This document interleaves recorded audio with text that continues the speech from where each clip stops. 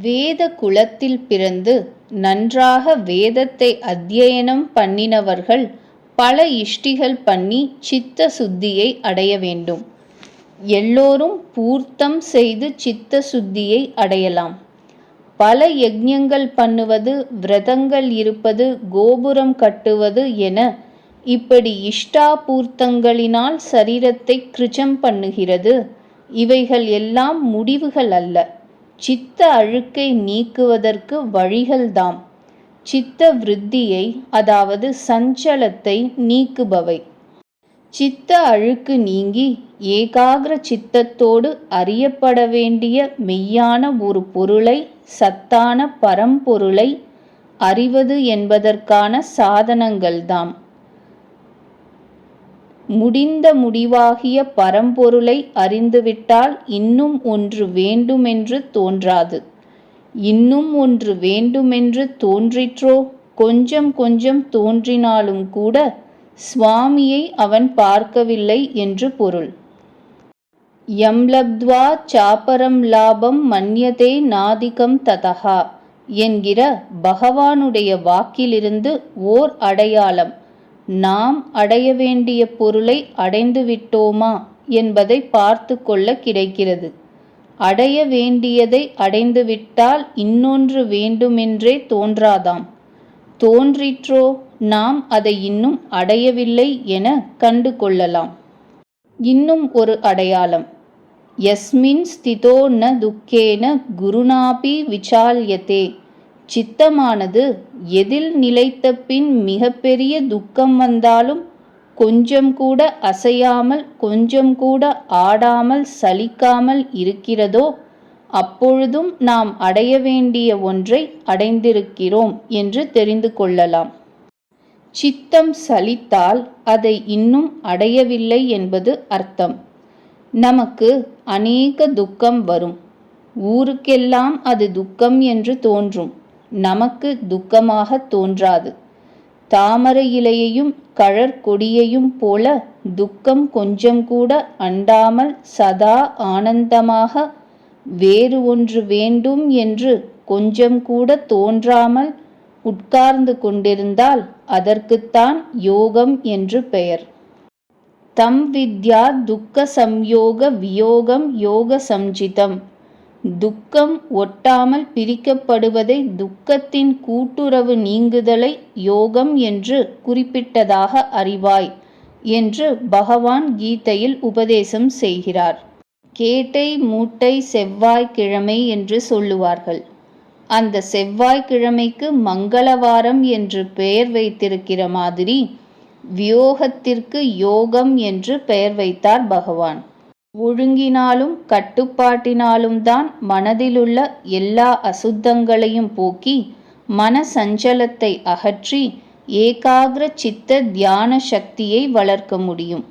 இந்த ஷரீர கூட்டிலிருந்து ஆத்மா பிரிந்து செல்வதற்கு முன்பு சரியான படிப்பின் மூலமும் கட்டுப்பாடுகளின் மூலமும் ஒவ்வொருவரும் யோக நிலையை அடைய வேண்டும் என்பதை காளிதாசன் தமது ரகுவம்சத்தில் ஒரு ஸ்லோகத்தில் கூறியிருக்கிறார்.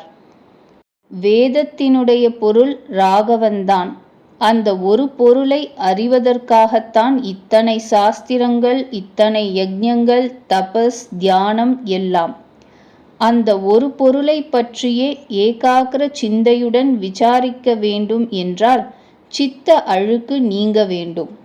சித்த விருத்தி நிரோதம் ஆக வேண்டும். இது எப்படியாகும்? படிப்படியாகத்தான் வர வேண்டும். ஒரு பொருளை அறிய வேண்டும். அதை அறிந்துவிட்டால் இன்னொன்றை அறிய வேண்டும் என்ற ஆசை தோன்றாது.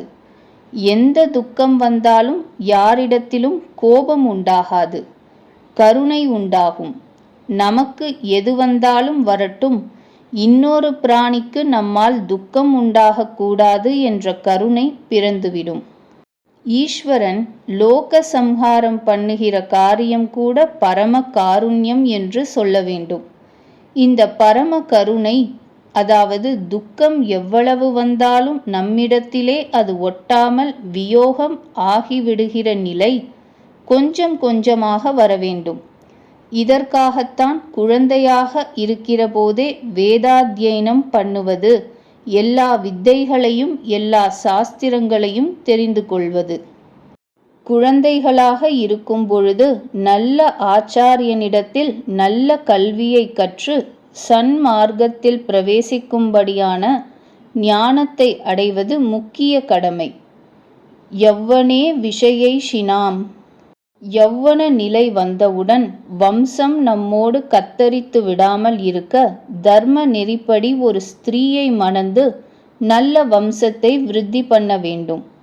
அநேக ஜீவன்களுக்கு சகாயம் பண்ண அவை தங்களுடைய பாவத்தை கழுவிக்கொண்டு ஜென்மாவை நிவிருத்தி பண்ணி கொள்வதற்கு சரீரத்தை கொடுக்க கல்யாணம் செய்து கொள்ள வேண்டும்.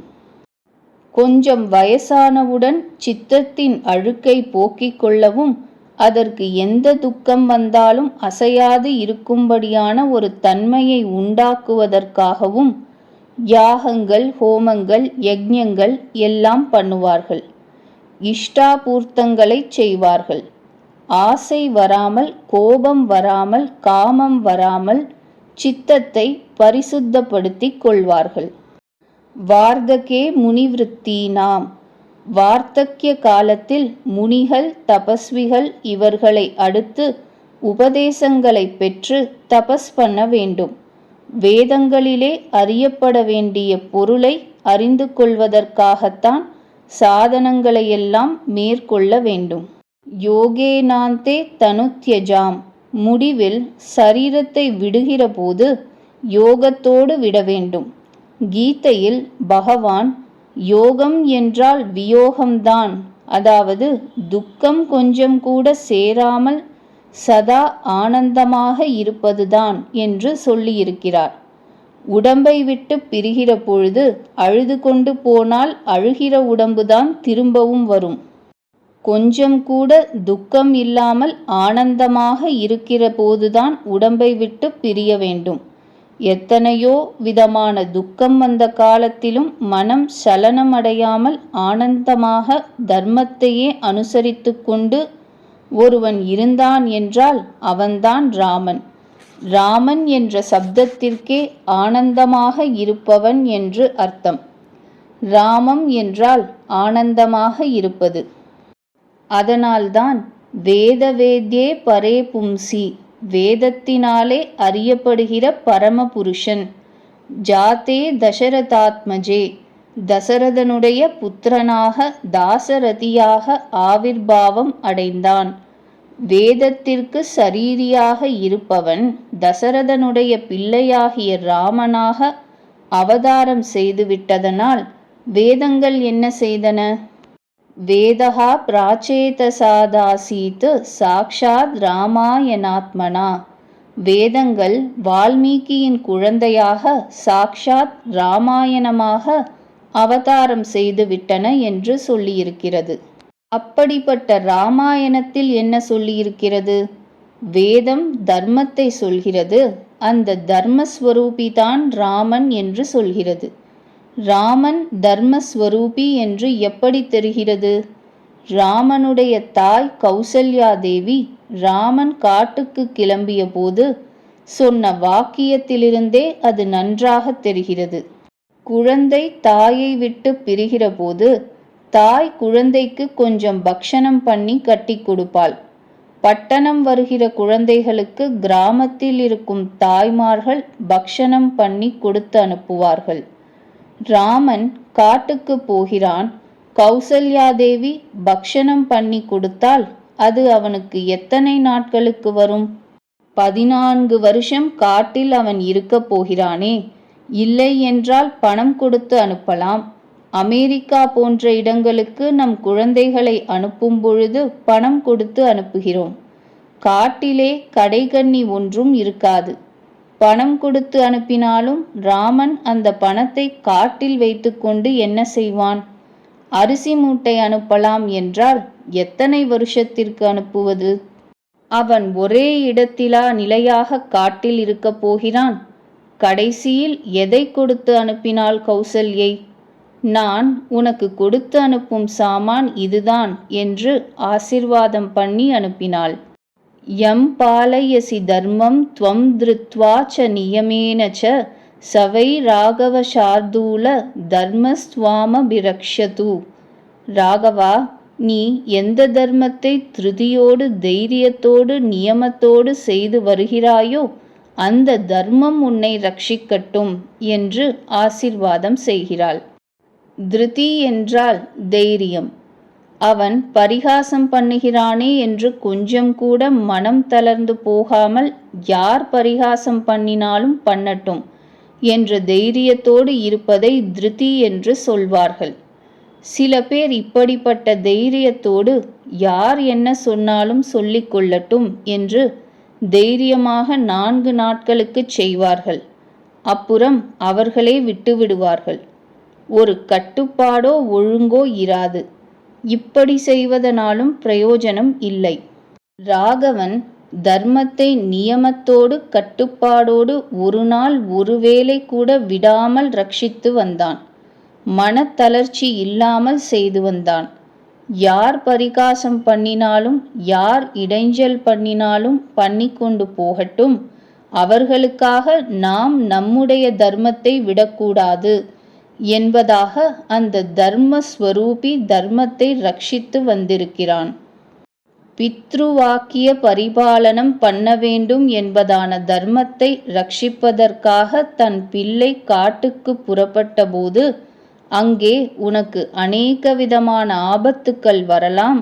இருந்தாலும் எந்த தர்மத்தை தைரியத்தோடும் நியமத்தோடும் நீ பரிபாலித்து வருகிறாயோ அந்த தர்மமானது உன்னை ரட்சிக்கட்டும் என்று அந்த தாய் பக்ஷணம் கட்டி கொடுக்கிறாள். சகல ஆபத்துகளையும் நிவிருத்தி பண்ணும்படியான ஆசிர்வாதத்தை செய்கிறாள். திருடர்களிடமிருந்து ஒரு நாய் நம்மை காக்க வேண்டுமென்றால் நாம் அந்த நாயை நன்றாக கவனித்து கொள்ள வேண்டும். நாம் எதை பரிபாலனம் பண்ணுகிறோமோ அது நம்மை பரிபாலனம் செய்யும்.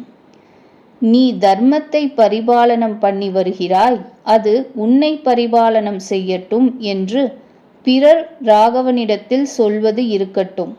சொந்த தாய் தன் குழந்தை காட்டுக்கு போகிறதே என்று அழாமல் இப்படி சொல்கிறாள்.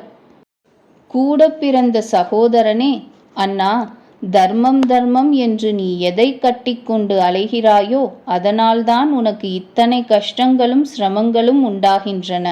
அதை விட்டுத் தொலை என்று பல தடவைகள் சொல்கிறான்.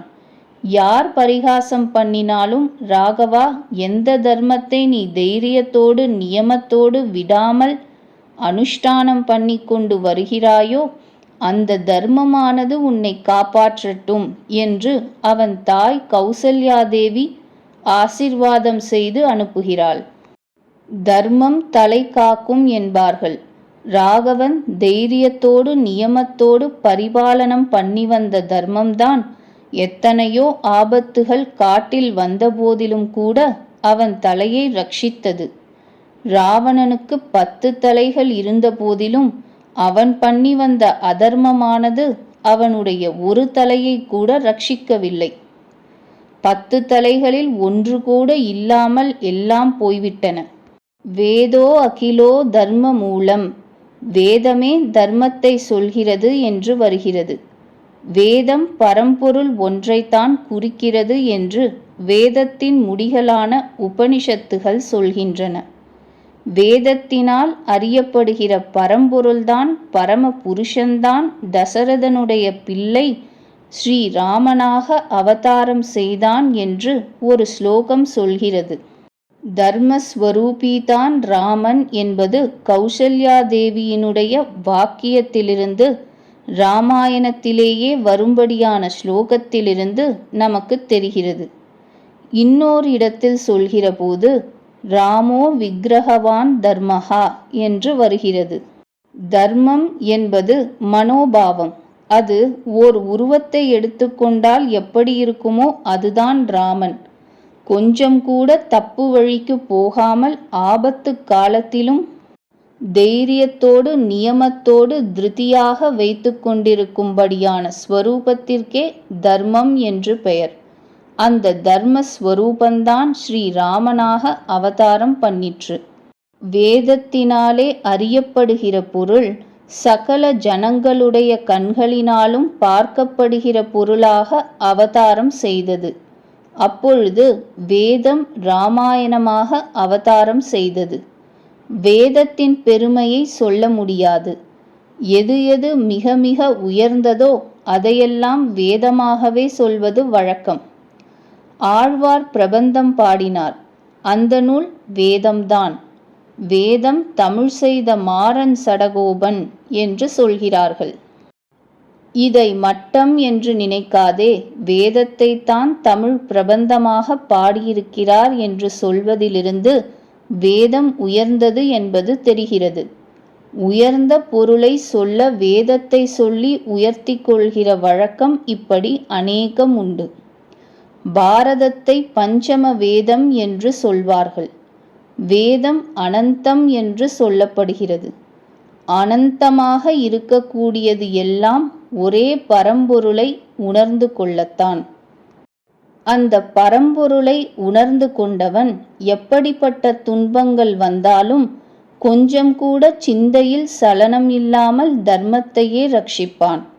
சமர்த்த ராமதாஸ் அவர்களால் அனுகிரகிக்கப்பட்டதனால்தான் சிவாஜி மன்னன் மிக கொடூரமான எதிரிகளோடு சண்டை போட்ட காலத்திலும் கூட எதிரிகளுடைய ஸ்திரீகள் அனாதைகளாக அகப்பட்ட பொழுது எவ்விதமான துன்பமும் அவமானமும் அவர்களுக்கு வராதவாறு அவர்களை அவர்கள் எந்த இடத்தில் இருக்க வேண்டுமோ அங்கேயே கொண்டு போய் சேர்த்தான். யுத்தம் என்றால் முதலில் ஸ்திரீகளை அபகரிப்பது, அவமானம் செய்வது என்பதான அநீதியை பகைவர்கள் கையாண்ட போதிலும் சிவாஜி மகாராஜா அப்படி செய்ததில்லை என்று அந்த பகைவர்களே சொல்லியிருக்கிறார்கள். சாக்ஷாத் ராமனையே லட்சியமாக வைத்துக்கொண்டு ராம மந்திரத்தை ஜபம் பண்ணுகிறவர்களுக்கு காமம், மோகம் ஆகியவற்றுள் எவ்விதமான சித்த அழுக்கும் வராது. தர்மத்தை விட்டு எந்த காலத்திலும் அவர்கள் தவற மாட்டார்கள்.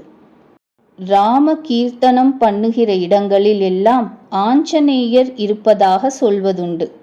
ஆஞ்சநேயர், ராமன் இவர்கள் 2 பேரை நினைத்தால் போதும். அவர்கள் 2 பேரும் இல்லாவிட்டால் ராமாயணம் இல்லை. ராமாயணம் என்பதுதான் வேதம். வேதமாக இருக்கிற போது அதன் உபதேசங்கள் ஞான மார்க்கத்தைச் சேர்ந்தவை. ராமாயணமாக அவதாரம் பண்ணின காலத்தில் அதன் உபதேசங்கள் தர்ம மார்க்கத்தைச் சேர்ந்தவை. வேதத்தினால் அறியப்பட வேண்டிய பரம புருஷன்தான் சாக்ஷாத் ராமனாக தசரதன் பிள்ளையாக அவதாரம் செய்தான். அவன் தசரதன் பிள்ளையாக ஆவிர்பவித்து விட்டதனால் வேதம் வால்மீகியிடமிருந்து அவதாரம் செய்தது என்பது பொருள். வேதத்தின் பொருள் எல்லாம் இராமாயணத்தில் அடங்கியிருக்கிறது. இதன் சாரமாக இருக்கும் ராம நாமம் நம்முடைய சித்த அழுக்கை நீக்கி சித்த விருத்தியை நிரோதம் பண்ணி வேறு ஒன்று வேண்டும் என்பது தோன்றாமல் சதா ஆனந்தமாக இருக்கச் செய்யும்.